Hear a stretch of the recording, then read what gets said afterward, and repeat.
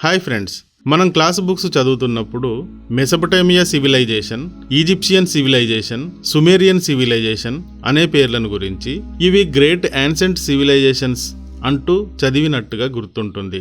కానీ మన Indus valley civilisation గురించి చాలా తక్కువగా చదివినట్టు గుర్తుంది. నిజానికి మిగతా యాన్సెంట్ సివిలైజేషన్స్ అన్నింటికంటే మన ఇండస్ వ్యాలీ సివిలైజేషన్ పురాతనమైనది, అన్ని విధాలుగా మిగతా వాటికంటే అభివృద్ధిని సాధించింది. ఇంకా చెప్పాలంటే సింధు నాగరికతను చూసే ఇతర నాగరికతలు ప్రేరణ పొందాయి అని చెప్పవచ్చు. ఇందుకు ఎవిడెన్స్ కూడా చాలా ఉన్నాయి. అయితే మన పాలకులు విదేశీ చరిత్రకారుల రచనలపైన ఆధారపడడం వల్ల మన రియాలిటీ మనకు తెలియకుండా పోయింది. సింధు నాగరికత 5000 ఏళ్ల క్రితం మొదలైందని లభించిన ఆధారాలు చెప్తున్నాయి. నాగరికత అంటే నగర జీవితం అని అర్థం. అంటే మనిషి అన్ని విధాలుగా అభివృద్ధి చెందిన దశ అని అర్థం. అయితే ఈ యాన్సెంట్ సివిలైజేషన్స్కి ముందు భారత్ ఎలా ఉండేది, ఆనాటి ప్రజలు ఎలా ఉండేవారు, వారి జీవన విధానం ఎలా ఉండేది, ఈనాడు మనం ఆచరిస్తున్న ఆచార సాంప్రదాయాలకు మూలం ఆనాటి నుండే ఉన్నాయా, ఇలాంటి వెరీ ఇంట్రెస్టింగ్ ఫ్యాక్ట్స్ని ఈ వీడియోలో చెప్తాను. వీడియోని చివరిదాకా చూడండి. భారత్ అంతటా అనాది మానవుని ఉనికిని గుర్తించే ఆధారాలు ఎన్నో ఉన్నాయి. ఆశ్చర్యం కలిగించే పరిశోధనలు ఉన్నాయి. మిడిల్ స్టోన్ ఏజ్కి చెందిన మానవ వలసలను 1,80,000 సంవత్సరాల క్రితానివి ఇజ్రాయిల్లో గుర్తించారు. కానీ మన చెన్నైకి 60 కిలోమీటర్ల సమీపంలో ఉన్న అత్తిరంపాకంలో 3,85,000 ఏళ్ల నాటి మానవ వలసలను గుర్తించాక అంతా ఆశ్చర్యపోయారు. ఇవి అన్నీ ఎందుకు చెప్పడం అంటే భారత్లో మానవ మనుగడకు మిలియన్కి పైచిలుకు చరిత్ర ఉంది అని చెప్పడానికి. ఇక భారత్లో నగర జీవనం మొదలవడానికి ముందు మానవులు ఎక్కడెక్కడ తిరిగారు, ఎలా జీవించారు అనే విషయానికి వస్తే సింధు నాగరికతకు ముందు చరిత్రని నియోలిథిక్ ఎరా అని అంటారు. నియోలిథిక్ ఎరా అంటే కొత్త రాతి యుగం అని అర్థం. కొత్త రాతి యుగం క్రీస్తుపూర్వం 10,000 ఏళ్ల క్రితం నుండి క్రీస్తుపూర్వం 2,200 దాకా కొనసాగింది. 2,200 ఏళ్ల క్రితం నాటికి మనిషి శారీరకంగా గాని మేధస్సు పరంగా గాని ఎంతో అభివృద్ధి చెందినప్పటికీ తాను వాడే పనిముట్లకు మాత్రం రాయినే ఉపయోగించేవాడు. 10,000 ఏళ్ల క్రితం భూమిపైని మనిషి జీవితంలో చాలా పెద్ద మార్పు వచ్చింది. అప్పటి వరకు జంతువులతో పాటు తాను ఒక జంతువుగా జీవించిన మనిషి జంతువు నుండి పూర్తిగా వేరయ్యాడు. మొక్కలను నాటి వ్యవసాయం చేయడం, పశువులను పెంచి పోషించడం నేర్చాడు. ఇది వారి జీవితాన్ని సమూలంగా మార్చివేసింది. అప్పటి వరకు వేటే ప్రధాన ఆహార వనరు కాబట్టి వేటాడుతూ ఒక ప్రాంతం నుండి మరొక ప్రాంతానికి వలసలుగా వెళుతూనే ఉండేవారు. కానీ వ్యవసాయం, పశుపోషణ నేర్చాక వారు ఒక్కచోటనే స్థిరంగా ఉండటం అవసరమయ్యింది. దీంతో మనుషులు గుంపులుగా, సమూహాలుగా ఒకే చోట జీవించడం మొదలయ్యింది. భారత్లో నియోలిథిక్ యుగం సుమారు 7,000 సంవత్సరాల క్రితం మొదలై క్రీస్తుపూర్వం 1,000 సంవత్సరాల దాకా కొనసాగిందనడానికి ఎక్కువ ఆధారాలు ఉన్నాయి. నియోలిథిక్ ప్రజలు కొండ ప్రాంతాలు, నదీ లోయలు, రాతి గుహల్లో ప్రధానంగా నివసించేవారు. వీరి ఆయుధాలు, పరికరాలు రాయి పైన ఆధారపడి ఉండేవి కాబట్టి వారు అలా రాళ్ళు దొరికే కొండలకు సమీపంగా, నీరు అవసరం కాబట్టి ప్రవహించే నదీ తీరాల్లో నివసించేవారు. భారతదేశంలోని అన్ని దిక్కుల్లో నియోలిథిక్ ప్రజలు జీవించారు అనేందుకు స్పష్టమైన ఆధారాలు పురావస్తు శాఖ వారికి లభించాయి. సుమారుగా 10,000 ఏళ్ల క్రితం నుండి కూడా భారత్లోని కొన్ని ప్రాంతాల్లో వీరు మనుగడ సాగించారు. భారత్కి ఉత్తరం దిక్కులో శ్రీనగర్కి సమీపంగా బూర్జహోం వద్ద పురావస్తు శాఖ వారు తవ్వకాలు జరిపారు. అక్కడ 2,500 ఏళ్ల క్రితం నుండి 1000 ఏళ్ల క్రితం దాకా నియోలిథిక్స్ జీవించినట్టుగా ఆధారాలు బయటపడ్డాయి. పదును పెట్టిన రాతి గొడ్డళ్ళు, ఎముకలతో చేసిన పరికరాలు, సూదులు, పంట్ర కోలలు, చెప్పులు కుట్టు సూదులు, నాటు రకంగా చేసిన బూడిద రంగు కుండలు, కాల్చని ఇటుకలు ఇక్కడ లభించాయి. వ్యవసాయం చేసిన ఆధారాలు మాత్రం ఈ ప్రాంతంలో లభించలేదు. ఇంకా జంతువుల వేట, చేపల వేటతోనే వీరు జీవితం గడిపినట్టుగా ఇక్కడి ఆధారాలు ఉన్నాయి. భారతదేశ దక్షిణ ప్రాంతానికి వస్తే గోదావరి నదికి దక్షిణం దిక్కులో వీరి నివాసాలు ఎక్కువగా కనుగొనబడ్డాయి.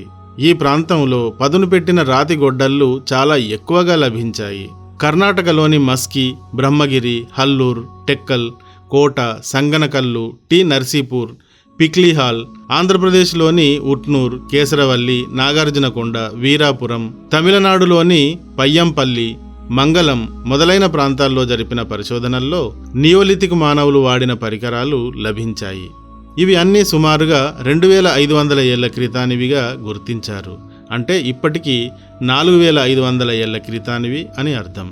మనం మిగతా ప్రపంచపు ఇతర ప్రాంతాల్లోని నియోలిథిక్ ప్రజలకు సంబంధించిన ఆధారాలను చూస్తే అవి కూడా ఇంచుమించుగా ఈ కాలానికే సంబంధించినవిగా ఉండడం కనిపిస్తాయి. నియోలిథిక్ ఎరాలో పత్తి, ఉలవలు, కొన్ని చోట్ల రాగి మొదలైన పంటలను పండించడం ద్వారా వ్యవసాయాన్ని ప్రారంభించినట్టుగా తెలుస్తున్నప్పటికీ గొర్రెలను, మేకలను వీరు ప్రధానంగా పెంచేవారు. అంటే పశుపోషణే వీరి ప్రధానమైన ఆర్థిక వ్యవస్థగా కొనసాగుతూ ఉండేది.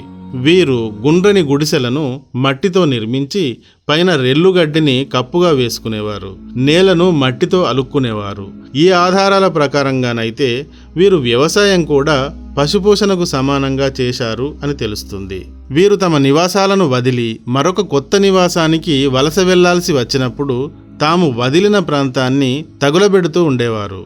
వీరు కుండలను మొదట చేతితో చేసినప్పటికీ క్రమంగా సారెపైన చేయడం ప్రారంభించారు. ఇవి అన్నీ భారతదేశ దక్షిణ ప్రాంతంలో జీవించిన నియోలిథిక్ మానవుల వివరాలు. ఇక భారతదేశం తూర్పు వైపున మేఘాలయలోని గారో కొండల్లో వీరు ఉపయోగించిన రాతి గొడ్డళ్ళు లభించాయి. అలాగే వింధ్య పర్వత కొండల్లోనూ, ఉత్తరప్రదేశ్లోని బందా, మిర్జాపూర్ జిల్లాల్లోనూ, బీహార్, పశ్చిమ బెంగాల్, ఒరిస్సాల్లోనూ వీరి స్థావరాలు కనుగొనబడ్డాయి. వీరు వరిని పండించినట్టుగా కూడా ఆధారాలు లభించాయి. ముఖ్యంగా వీరిని గురించి చెప్పుకోవాల్సిన విషయాలు ఏమిటంటే అప్పటి వరకు కేవలం మైగ్రేట్స్గా ఒక చోటు నుండి మరొక చోటుకు మారుతూ ఉండే హంటింగ్ లైఫ్ నుండి ఒకే చోట స్థిరంగా ఉండే స్థితికి మారారు. వ్యవసాయం, పశుపోషణ అనే ఆర్థిక వ్యవస్థను ప్రారంభించడమే దీనికి కారణం. ఇలా స్థిర జీవితం ప్రారంభించిన వీరే భారతదేశ నాగరిక సమాజ సృష్టికి పునాదిని వేశారు. నియోలిథిక్ మానవుల టెక్నాలజీ గురించి చూస్తే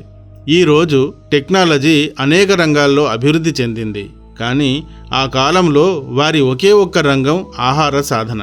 సో ఆహారాన్ని సమకూర్చుకోవడానికి తగిన పరికరాలని తయారు చేయడంలోనే వీరి టెక్నాలజీ డెవలప్ అయింది. వీరు పరికరాల తయారీకి రాయినే ఉపయోగించినప్పటికీ అంతవరకు లేని కొడవలి, విల్లు, బాణాలు, గొడ్డళ్ళు, భూమిని దున్నడానికి ఉపయోగించిన నాగళ్ళు మొదలైనవి మాత్రం తయారు చేశారు. కుమ్మరి చక్రం, రాతికి రంధ్రం చేసే డ్రిల్, పోళ్ళు లేత్ మొదలైన యంత్రాలను కూడా తయారు చేసుకున్నారు. నియోలిథిక్ ఎరాకి ముందు జంతువులతో తను జంతువుగా జీవించిన మనిషి అమాంతంగా ప్రకృతి నుండి ఏరుకోవడం కాకుండా ప్రకృతి నుండి సృష్టించుకునే దశకు చేరాడు. తిరుగుబోతుగా ఉన్నవాడు స్థిరమైన జీవితానికి మారాడు.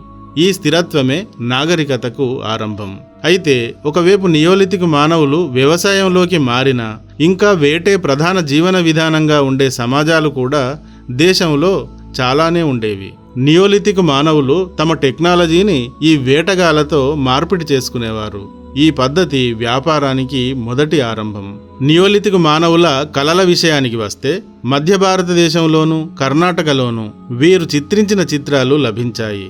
విల్లు, అమ్ములు, బల్లెం మొదలైన పరికరాల చిత్రాలను, జంతువులను వేటాడుతున్న చిత్రాలను వీరు శిలలపై చెక్కారు. ఈ కాలపు అతి ముఖ్యమైన ఆవిష్కరణ కుండ. ఈ కుండలపై కూడా చిత్రాలను చెక్కడం మనకు కనబడుతుంది. ఎరుపు, గోధుమ రంగు, బంకమన్ను లేక మట్టితో చేసిన ఆ కాలం నాటి టెర్రకోట బొమ్మలు కూడా లభించాయి. సో చిత్రకళలో కూడా వీరు వైవిధ్యం ప్రదర్శించారని దీనిని బట్టి తెలుస్తుంది. ఈనాటి చిత్రకారుల పూర్వీకులు వీరే అని కూడా తెలుస్తుంది. ఇక వీరి మత విశ్వాసాలను గురించిన విషయానికి వస్తే వీరి మత విశ్వాసాలను ఖచ్చితంగా నిర్ధారించే ఆధారాలైతే దొరకలేదు. కానీ చనిపోయిన వారిని పూడ్చిపెట్టడం మాత్రం వీరు ప్రారంభించారు. చనిపోయిన వారిని ఎక్కడ పూడ్చిపెట్టారంటే తమ నివాసాలకు సమీపంగానే పూడ్చిపెట్టేవారు. దాదాపుగా తమ నివాసాలతో పాటు సమాధులు ఉండేవి. అప్పటి వరకు తమతో కలిసి తిరిగిన జీవి చనిపోవడాన్ని వారు జీర్ణించుకోలేకపోయేవారు. కొద్ది రోజులకు వారు తిరిగి లేచి వస్తారు అని నమ్మి నివాసాలకు దూరంగా కాకుండా నివాసాలతో పాటే పూడ్చిపెట్టేవారు. కాలక్రమంలో ఈ నమ్మకమే పునర్జన్మ భావనకు కారణమయ్యింది. అంటే ఈరోజు మనం నమ్ముతున్న పునర్జన్మ సిద్ధాంతానికి ఆ రోజే బీజం పడింది అనుకోవాలి. పునర్జన్మ విశ్వాసం ఆరాధనా భావాన్ని కలిగించింది. ఆరాధనా భావం భక్తిభావాన్ని, భక్తిభావం మత విశ్వాసాన్ని కలిగించేలా చేసింది. ఇవి అన్నీ కలిసి నియోలిథిక్ మానవుడి అడుగులు మతం వైపుకు పడేలా చేశాయి అని చరిత్ర విశ్లేషకులు వివరిస్తూ ఉంటారు. సో మన దేశంలో ప్రస్తుతం విశ్వసిస్తున్న మత భావనలు సుమారుగా 10,000 ఏళ్ల నాడు మొదలయ్యాయని అనుకోవాలి. ఈ భావనలు ఆ రోజు నుండి ఈ రోజు దాకా పెరుగుతూనే వచ్చాయి. అవి మరింత బలంగా మారి ఇప్పటికీ కొనసాగుతున్నాయి. ఈ మత భావనలే ఈ దేశాన్ని ఒక్కటిగా కొనసాగడానికి మూలసూత్రంగా పనిచేస్తున్నాయి అనడంలో ఎలాంటి డౌటు లేదు. మన భారత్లో ఈ నియోలిథిక్ సైట్లు చాలా కనుగొనబడ్డాయి. కానీ వీటిలోని ముఖ్యమైన వాటిలో బిర్హానా ఒకటి. ఇది హర్యానాలోని ఫతేహాబాద్ జిల్లాలోని ఒక చిన్న గ్రామం. నియోలిథిక్ అవశేషాలు ఇక్కడ లభించాయి. ఇది ఘగ్గర్ రివర్కి దగ్గరగా ఉంటుంది కాబట్టి దీనిని ఘగ్గర్ సైట్ అని కూడా అంటారు. ప్రతిష్టాన్పూర్ లేదా పూరి అని పిలిచేవారు. ఉత్తరప్రదేశ్లోని ప్రయాగరాజ్ జిల్లాలోని ఒక పట్టణం ఇది. క్రీస్తుపూర్వం 7106 నుండి 7080ల మధ్యకాలంలో నియోలిథిక్ మానవులు ఇక్కడ జీవించిన ఆధారాలు లభించాయి. తర్వాత లాహరదేవ సైట్. ఇది కూడా ఉత్తరప్రదేశ్ రాష్ట్రంలోని సంత్ కబీర్ నగర్ జిల్లాలో ఉంది. ఇది అన్నింటిలోకి నియోలిథిక్ మానవుల పురాతన నివాసాలను కలిగి ఉంది. మొత్తం సౌత్ ఏషియాలోనే నియోలిథిక్స్ తయారు చేసిన సిరామిక్స్ ఇక్కడ లభించాయి. జంతు జాతులను వేటాడుతూ వాటితో పోటీ పడుతూ వాటిలాగే అంతవరకు జీవించిన మానవులు వ్యవసాయం, పశుపోషణ అను ఆర్థిక వ్యవస్థకు మారడంతో జంతువు నుండి వీరు పూర్తిగా వేరైపోయారు. తల్లి, తండ్రి, తాత, అమ్మ, అమ్మమ్మ, బంధువులు, సమాజం అను జీవన విధానంలోకి మారిపోయారు. అక్కడ మొదలైన మార్పు ఈ రోజు చంద్రునిపైకి, అంగారకునిపైకి వెళ్లేదాకా వచ్చారు. ఈ మధ్య సముద్రమంత చరిత్ర ఉంది. ఒక్కో బిందువును పట్టుకోవడానికి మనం ప్రయాణం సాగిద్దాం. ఈ వీడియో గాని నచ్చితే తప్పకుండా లైక్ చేయండి, షేర్ చేయండి, సబ్స్క్రైబ్ చేయండి. Thank you. జై హింద్, జై భారత్. దీనికి సంబంధించిన పూర్తి వీడియో చూడడానికి డిస్క్రిప్షన్లో లింక్ ఇచ్చాను. దానిని క్లిక్ చేసి చూడండి.